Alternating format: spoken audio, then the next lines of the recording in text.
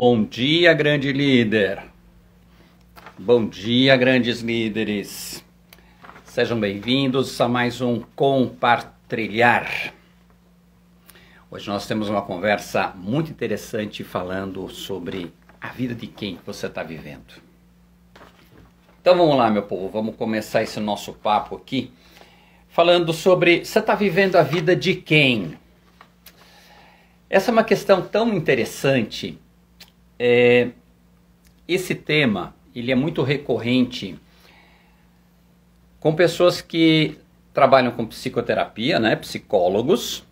Esse é um tema também muito recorrente para quem trabalha com coaching, principalmente coaching de carreira, e mentores de vida e mentores profissionais principalmente. Então aqui é muito interessante, é uma coisa interessante que parece que é um tema um pouco esdrúxulo, né? Olha a sua palavra, esdrúxulo. Você está vivendo a vida de quem? A resposta óbvia parece ser, eu estou vivendo a minha.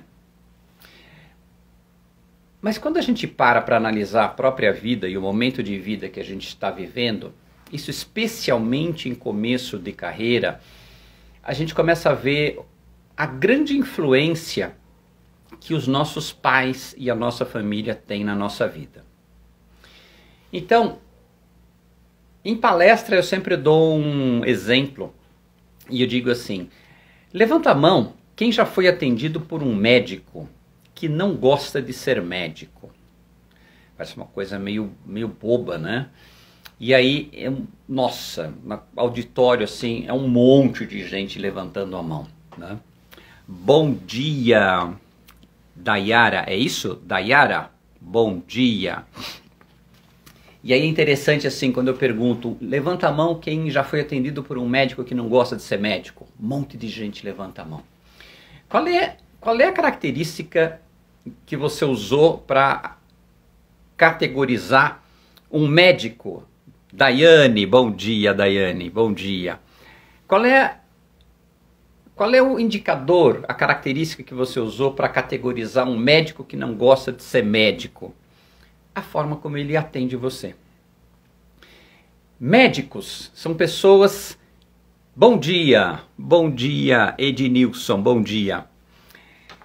Médicos são pessoas que lidam com gente. Médico lida com pessoa, lida com gente. E o médico lida com gente num estado muito especial, num estado de fragilidade, num estado muitas vezes de medo até da morte. E é impressionante como um grande número de médicos, ele trata a pessoa como se ele fosse um cara que faz manutenção de impressora. Eu nunca vi uma pessoa que lida com impressoras, faz manutenção, e aí a impressora chega ali na frente dele e ele... Meu Deus, o que aconteceu com você, minha cara? Você tá bem? Né? Não, você recebe uma impressora, o cara vai abrir a impressora para ver o que está errado, coisa e tal. De repente fala, ó, essa impressora aqui não tem mais jeito. Ó, tem que trocar essa peça aqui porque... E você tem muito médico fazendo exatamente isso. Quantas vezes eu já vi relatos de amigos ou até parentes dizendo assim, eu fui no médico, o médico pegou o meu exame e falou, você tem um câncer mesmo. O cara falou que quase caiu da cadeira. Então assim, uma falta de habilidade total, né? E aí a pergunta vem, caramba, será que ele gosta mesmo disso que ele faz? E a pergunta é, ele está vivendo a vida de quem? Quando a gente vê carreiras tipo médico, dentista, uma das coisas, óbvio que isso não é regra, mas é muito comum às vezes você ver pessoas que vão geração após geração, aquela é uma família de médicos, né? Se você pegar na história, Idade Média, é muito interessante isso. Você tinha feudos, né? O ser humano vivia em pequenas comunidades. E nessas comunidades, as pessoas tinham que suprir todas as necessidades deles. Então olha que coisa interessante como que isso, a partir da profissão não vamos nem chamar de profissão, vamos chamar de ofício. O ofício que aquela pessoa cumpria, olha só, o ofício que aquela pessoa cumpria dentro da comunidade era um. Então tinha uma pessoa que ela tinha vaquinhas e fornecia leite, tinha outra pessoa que plantava batata, fornecia batata, tinha uma pessoa que costurava, tinha uma pessoa que mexia com ferro e por aí vai. Cada um tinha uma função dentro de uma comunidade pequena, de forma que tudo aquilo que aquela comunidade precisasse estaria suprido dentro dela. A partir desse ofício, que era um ofício familiar, portanto, quem nascia dentro daquela família, já como que era obrigado a seguir aquele ofício, porque era como se fosse o dever daquela família para com a comunidade, nasceram os sobrenomes.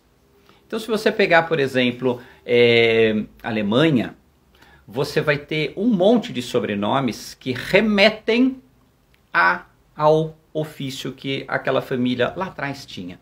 Então vamos pegar o famoso piloto de Fórmula 1, Schumacher.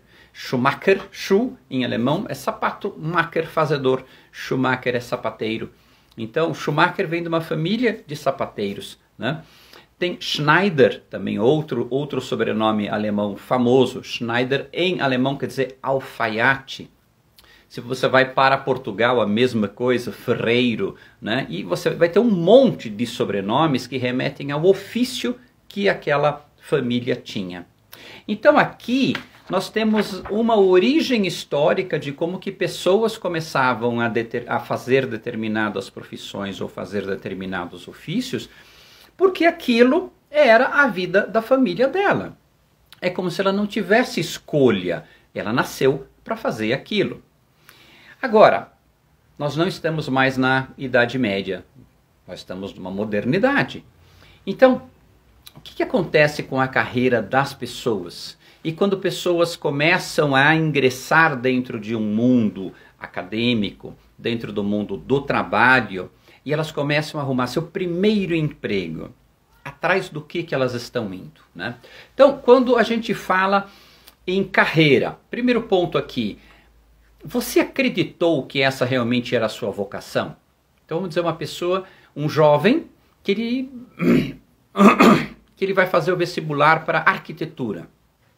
Então a primeira pergunta é, você acreditou que sua vocação é arquitetura? Ou o quanto que tem de influência da família em cima desse jovem, quando ele ganhou, vamos dizer, um joguinho. Ele ganhou um joguinho quando ele era criança, um joguinho de montar uma construção. E aí ele, como criança, começou a montar aquilo tão bem que os adultos começaram a falar, nossa, olha só, vai ser engenheiro ou vai ser arquiteto, ele é muito bom nisso. E a criança estava só brincando. Só que a criança escutou aquilo entrou e aquilo ficou, mas aquilo foi codificado na cabeça de uma criança. É sabido que tudo aquilo que a gente é hoje é uma somatória e uma revelação daquilo que foi codificado na nossa cabeça quando a gente era criança. Então, o modelo de casamento que a gente tem na nossa cabeça como sendo o modelo ideal de casamento é o modelo que a gente normalmente viu dentro da nossa casa, com o nosso pai e com a nossa mãe. E é muito mais aquilo que a gente viu e aquilo que a gente entendeu como criança. Da mesma maneira, mensagens que a gente foi recebendo sobre aquilo que você é bom em fazer, você tem aptidão para isso, que a gente ouviu isso de nossos pais, e vamos lembrar, para uma criança pequena, 3, 4, 5 anos, quando um pai e uma mãe falam alguma coisa, isso tem uma autoridade muito grande. Então, caramba, meu pai está falando isso, se meu pai está falando, caramba, é porque é verdade, minha mãe está falando, é porque é verdade. Então, a criança assimila aquilo como sendo algo que vem de uma autoridade muito grande. Então, ela passa a não questionar muito aquilo. E passa naturalmente a construir uma vida na direção daquilo que ela ouviu quando ela era criança. E quando ela entra na faculdade, começa a estudar aquilo, começa a bater um determinado incômodo dentro dela. Nossa, eu não gosto dessa aula, também não gosto daquela aula, não gosto daquela outra. E aí, como é que fica? Já já nós vamos chegar em casos interessantes. Então, primeiro ponto é, você acreditou que essa realmente era a sua vocação? Esse acreditar é muito interessante, né? Porque esse acreditar vem, alguém falou alguma coisa para mim e eu tomei isso como sendo verdade. Outra coisa, você seguir uma determinada carreira porque você não quer decepcionar os seus pais. Então, esse foi até o meu caso. Eu passei por esse caso. Quando eu entrei numa grande multinacional aos 19 anos de idade, meus pais, pai e mãe, funcionários públicos, que eles tinham esse valor da segurança como algo muito forte, algo muito importante, eles olharam para o filho dentro de uma grande multinacional e pensaram, uau, meu filho está seguro. E eu ouvi eles dizendo isso um dia. Eu estava na sala, meus pais estavam na cozinha, e eu ouvi meus pais falando isso. Agora nós podemos ficar tranquilos. Ele está seguro. Ao longo dos anos, aquilo que eu fazia, eu fui notando que não era bem o que eu queria fazer na minha vida. Mas e aí? Como deixar aquilo e decepcionar meus pais? Então, esse caso de decepcionar os pais, isso é tão forte, que pode fazer com que uma pessoa passe a vida inteira desempenhando uma função ou uma profissão que ela não gosta, mas que ela só vai largar dessa profissão depois da morte dos pais. Olha que coisa simbólica. Tem uma amiga, essa amiga, ela fez odontologia. E ela foi fazer odontologia aqui, isso daqui aconteceu há mais de 30 anos atrás. Ela foi fazer odontologia, 30 não, 40. Ela foi fazer odontologia, primeiro porque ela acreditava que odontologia era a área dela, era realmente o que ela queria. Depois ela descobriu que não, como vocês já perceberam nessa história. Mas ela achou que era. Então aqui não cabe a gente julgar, até porque eu não tenho esta informação, se ela acreditou que essa era a vocação dela por coisas que ela viu, ou por fala dos pais na casa dela, e ela foi a primeira dentista da família, né?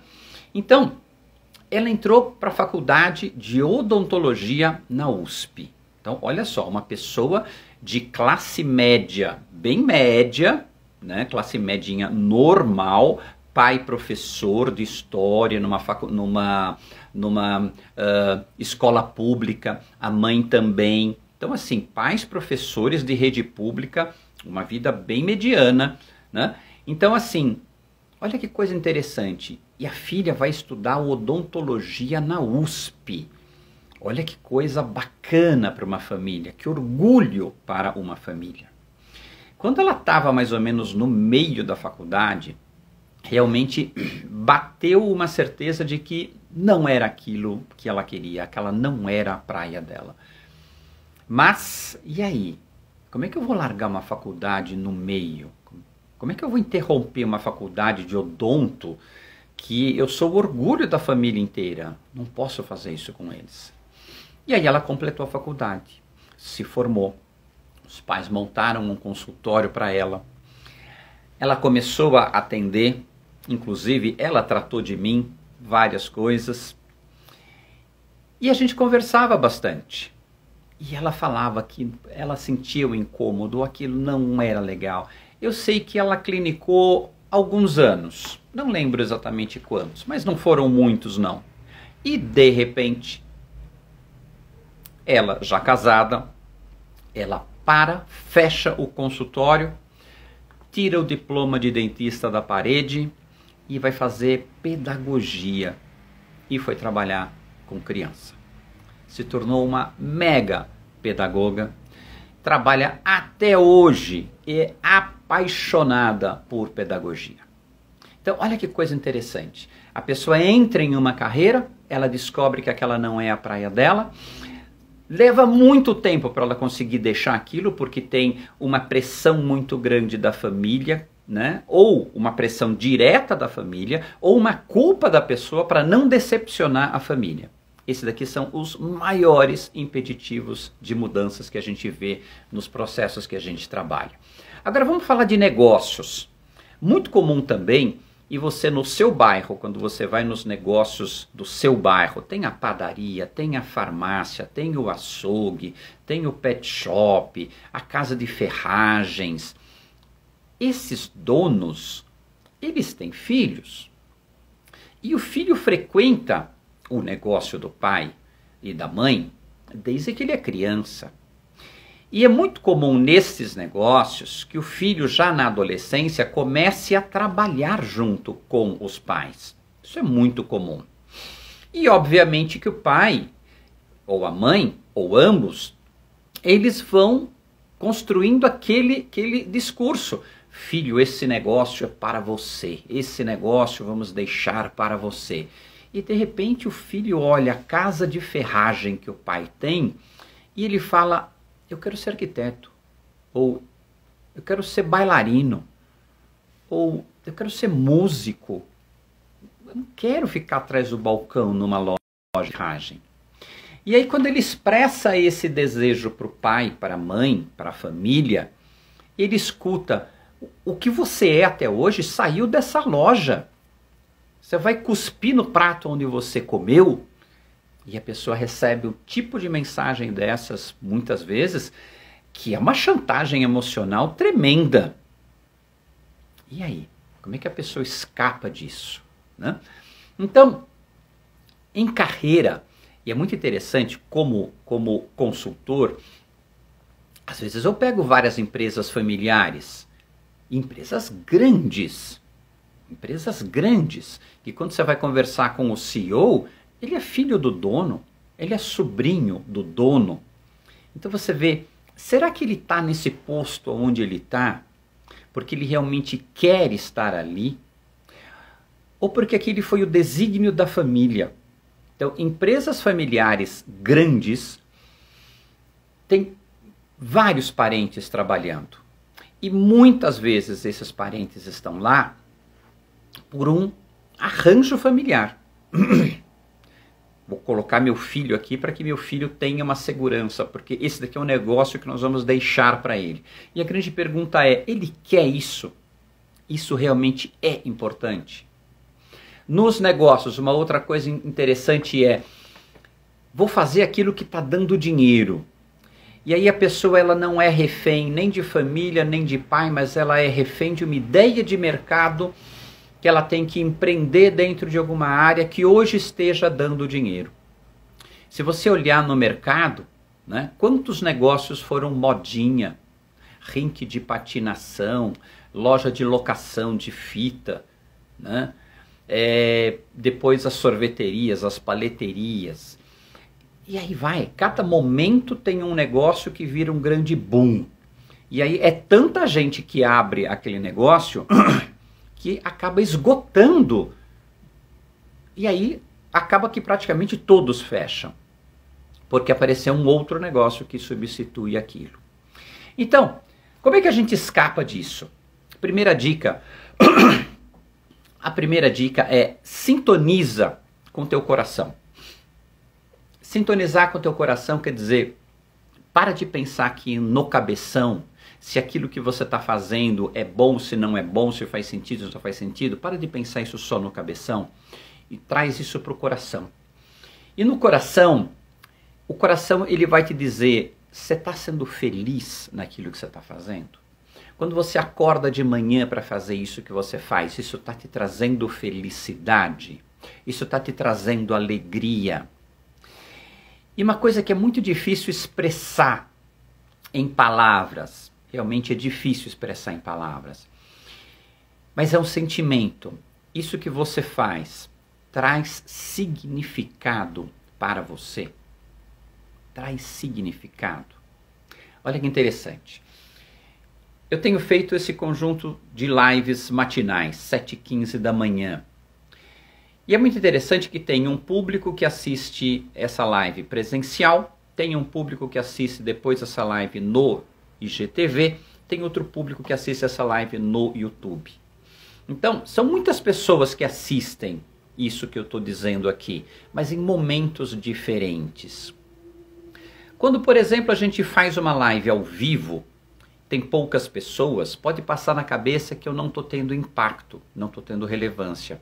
Mas isso não é verdade, porque esse vídeo vai para o YouTube, vai para outros lugares e outras pessoas ouvirão. Então deixa eu trazer um fato real que aconteceu com uma dessas lives. No começo dessas lives, teve uma que eu falei especificamente sobre demissão.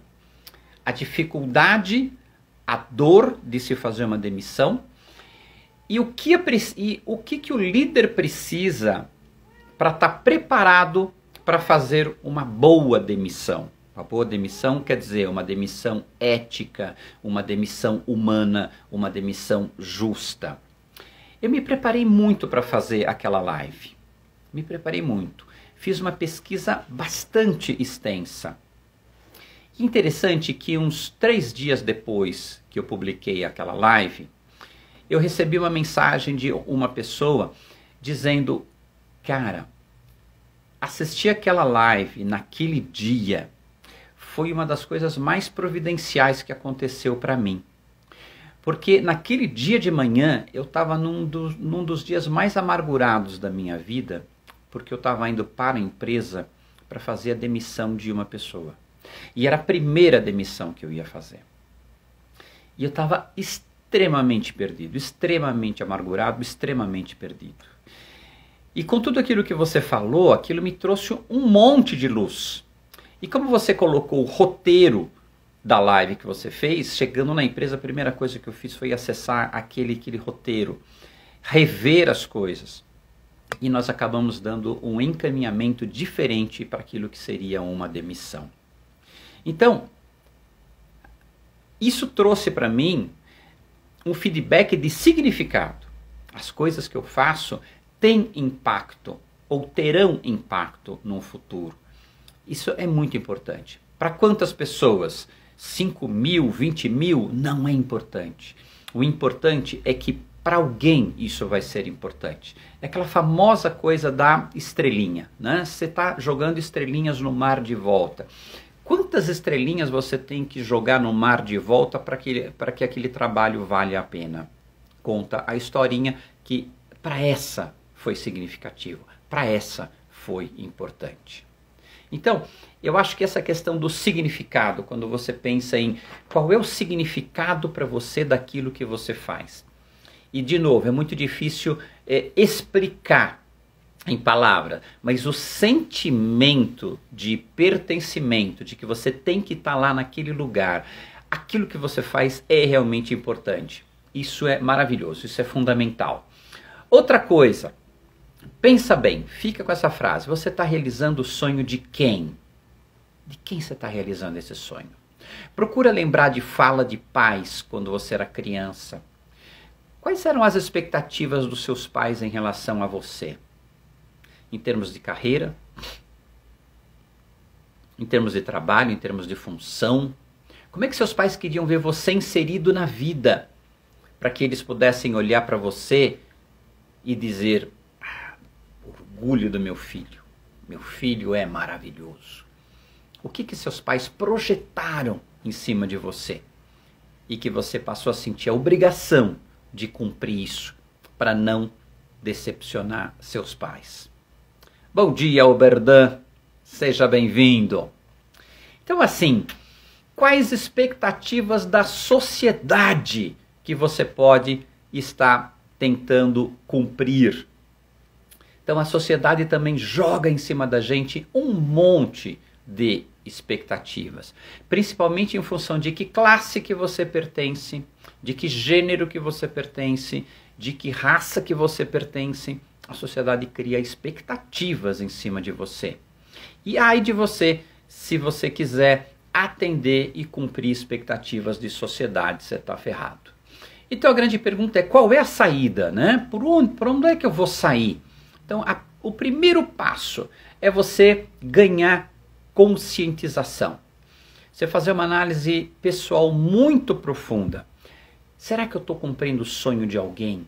Ou será que eu estou cumprindo realmente o meu sonho? Eu estou sendo fiel às coisas que para mim são importantes. Primeiro indicador é, aonde você está fazendo aquilo que você faz, você é feliz? Segundo, estando onde você está, fazendo o que você faz, traz significado para você? Agrega significado? Se a resposta para as duas perguntas for não, cara, você está no lugar errado. Se não te traz nem felicidade, nem significado, com certeza você está no lugar errado. Às vezes a gente está fazendo uma função, uma tarefa, que naquele momento ela não nos deixa feliz, mas você sabe que você está no lugar certo. A tua trajetória é por ali. Aquela função do momento, ela não é a que você sonha, ela não é a ideal, mas você sabe que ali é seu lugar. Então você ganhar essa consciência, você ganhar essa nitidez interna, isso é fundamental. Então esse é o primeiro ponto. Faça essa análise interna para você ganhar essa consciência. O que realmente acontece dentro de você? Você está no lugar certo ou não? Você está atendendo requisitos e pedidos de pai, de mãe, de família, de sociedade? Faça essa análise. Segundo lugar, descobrir quais são os seus valores. E esse vai ser nosso papo de amanhã. Amanhã, quinta-feira, é isso mesmo? Hoje é quarta-feira, tá certo. Amanhã, quinta-feira, nós vamos falar sobre valores. Então, amanhã, eu vou dar um jeitinho simples de você pesquisar seus valores pessoais. E quando você pesquisa valores pessoais, você vai ver se o que você está fazendo está em acordo ou desacordo com aqueles valores. E na sexta-feira eu vou tratar de uma outra coisa que é talentos e pontos fortes. Você está trabalhando a favor dos seus talentos e pontos fortes ou completamente contra? Então esses aqui são dois grandes indicadores. Seus valores pessoais, seus talentos e pontos fortes. Com isso, você vai praticamente ter certeza do que realmente é o seu caminho, a tua orientação pessoal. E que você não está mais cumprindo desígnios ou desejos de pai, de mãe, de família, de sociedade. Tá certo, pessoal? Esse aqui é o nosso papo de hoje. Fazer essa reflexão sobre a vida de quem que você está vivendo. Porque é muito interessante e muito importante que a gente viva a nossa vida. Mas é importante a gente ter essa consciência de que por um certo tempo da vida, a gente não está vivendo a nossa vida, mas a gente está vivendo a vida de outras pessoas. Quando a gente procura atender requisitos de outras pessoas.